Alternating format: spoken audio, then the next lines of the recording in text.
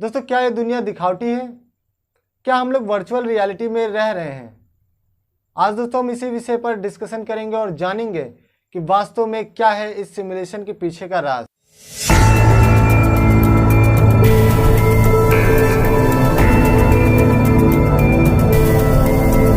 Hello दोस्तों, नमस्कार। स्वागत है आप सभी का आपके अपने YouTube चैनल मोरल विश्व में। दोस्तों, सिमुलेशन वीडियो का पार्ट 2 है। अगर अभी तक आपने पार्ट 1 नहीं देखा है तो नीचे डिस्क्रिप्शन में उसकी लिंक है, आप वहां से देख सकते हैं, या ऊपर आई बटन पर क्लिक करके भी आप देख सकते हैं। दोस्तों, इसकी फर्स्ट वीडियो में हमने ये बताया कि सिमुलेशन क्या है, सिमुलेशन कॉन्सेप्ट क्या है। इस चीज़ को हमने इस वीडियो में बहुत ही अच्छे तरीके से समझा है। तो दोस्तों, मेन बात यह है, क्या वास्तव में ये दुनिया सिमुलेटेड है? क्या वास्तव में ये दुनिया एग्जिस्ट ही नहीं करती? दोस्तों, वास्तव में ये बात काफ़ी हद तक सही है, क्योंकि ये जो दुनिया है ये एक माया जाल है। ये वास्तव में एक माया है, यानी माया क्रिएशन है। माया क्या होता है? माया का अर्थ होता है दिखावा, यानी कि जो हमें दिख रहा है पर वो है नहीं। मतलब जैसे कि आप एक पर्दे पर एक प्रोजेक्शन किया जाता है जिस पर आप पूरी मूवी देखते हो, वास्तव में वो क्या है? वो एक प्रोजेक्शन है, एक लाइट है। हकीकत में वहाँ पर कुछ नहीं है।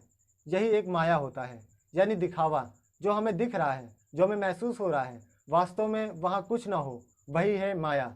तो दोस्तों, वास्तव में माया अलग अलग तरह की होती है। कुछ माया ऐसी होती है जो हम देख सकते हैं, कुछ माया ऐसी होती है जो हम देख सकते हैं, सुन सकते हैं, इवन टच भी कर सकते हैं, पर वास्तव में जो हमें दिख रहा होता है वो होता नहीं। यही है माया जाल। जैसे कि कंप्यूटर पर भी माया सॉफ्टवेयर के द्वारा हम लोग एनिमेशंस क्रिएट करते हैं। मतलब आप जो एनिमेटेड कार्टून देखते हो, ये माया सॉफ्टवेयर के द्वारा भी बनाए जाते हैं। तो ये एक सॉफ्टवेयर का नाम है जिसका नाम रखा गया है माया। वो इसलिए क्योंकि वास्तव में कोई कार्टून तो एग्जिस्ट करता नहीं, ये बस एक माया है, जो दिख रहा है वास्तव में है नहीं। दोस्तों, अगर मैं आपसे पूछूं कि आपको कोई सामान कैसे दिखती है, मतलब कोई ऑब्जेक्ट कैसे दिखता है, तो इसका सीधा से जवाब है कि लाइट उस ऑब्जेक्ट पर पड़ती है, फिर उस ऑब्जेक्ट से जो लाइट रिफ्लेक्ट हो पाती है वो हमारी आँखों पर पड़ती है, फिर हमारे रेटिना पर उसकी उल्टी इमेज बनती है और ब्रेन उसको सीधा करके एनालाइज करता है। ये होता है किसी भी चीज़ को देखने का एक मेथड, किसी भी चीज़ को देखने की पूरी प्रोसेस। तो दोस्तों, वास्तव में हमें कोई चीज़ किसी कलर की दिखती है तो क्यों दिखती है? दोस्तों, जो वाइट लाइट्स होती हैं उनमें काफ़ी सारी लाइट्स इंक्लूड होती हैं। जब वो किसी ऑब्जेक्ट पर पड़ता है तो वो ऑब्जेक्ट जिन लाइट को एब्जॉर्ब नहीं कर पाता है, वो रिफ्लेक्ट कर देता है जिस लाइट को, वो लाइट हमारी आँखों तक आती है और हमें उस ऑब्जेक्ट का कलर उसी हिसाब से दिखता है।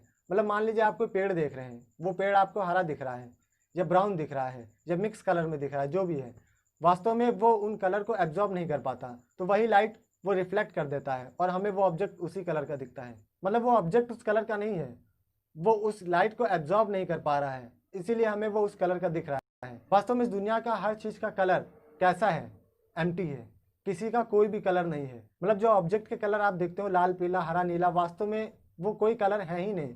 वास्तव में वो सब ब्लैंक हैं, पर वो हमें उन कलर के इसलिए दिख रहे हैं क्योंकि वो उस कलर को एब्जॉर्ब नहीं कर पाते हैं और हमें वो ऑब्जेक्ट उसी कलर का दिखता है। तो दोस्तों, ये क्या है? ये एक माया ही तो है। दोस्तों, वास्तव में हम किसी चीज़ को रियल कब कहेंगे?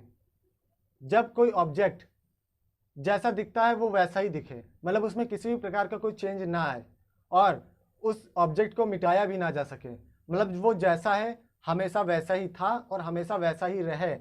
ये एक रियलिटी होती है। मतलब इस चीज़ को हम कह सकते हैं कि ये रियल है। जो चीज़ समय के हिसाब से बदलती रहती है, जो चीज़ समय के हिसाब से अपने फॉर्म्स को बदलती रहती है, जो चीज़ समय के साथ साथ एक दिन मिट जाती है और एक दिन समय के साथ साथ वापस आ जाती है, वो वास्तव में रियलिटी नहीं होती। वो एक दिखावा होता है, वो एक माया होता है, वो एक सिमुलेशन होता है। मतलब कि हम लोग जिस संसार में रह रहे हैं ये वास्तव में एक नाश्वर संसार है। यहाँ पर कुछ भी एक जैसा नहीं रहने वाला है। यहाँ पे हर चीज़ बदलता रहता है और ये पूरी दुनिया समय के हिसाब से बदलती रहती है।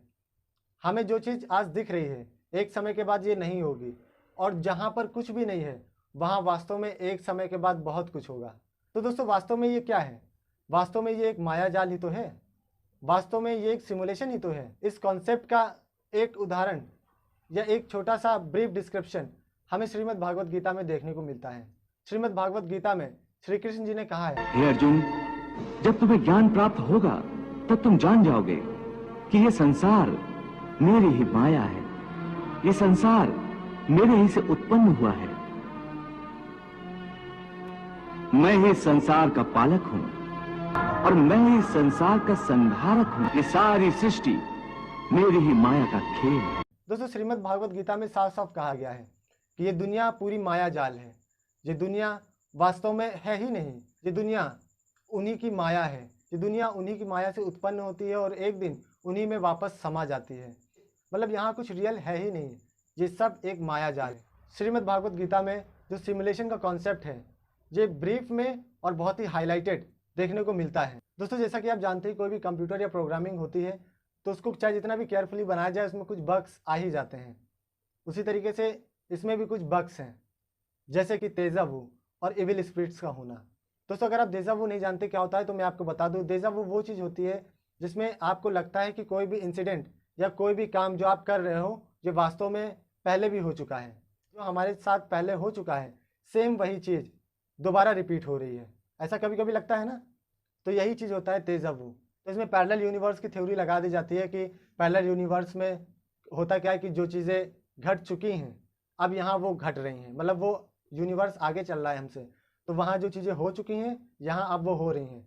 तो कुछ मेमोरीज गलती से यहाँ ट्रांसफ़र हो जाती हैं कुछ बग्स के कारण, जिस वजह से हमें लगता है कि ये चीज़ तो मेरे साथ पहले भी हो चुका है। पर दोस्तों, मैं इस चीज़ को क्लियर कर दूं कि वास्तव में तेजा वू जो होता है इसका पैरेलल यूनिवर्स से कोई लेना देना नहीं है, क्योंकि तेजा वू एक फॉल्स मेमोरी होती है।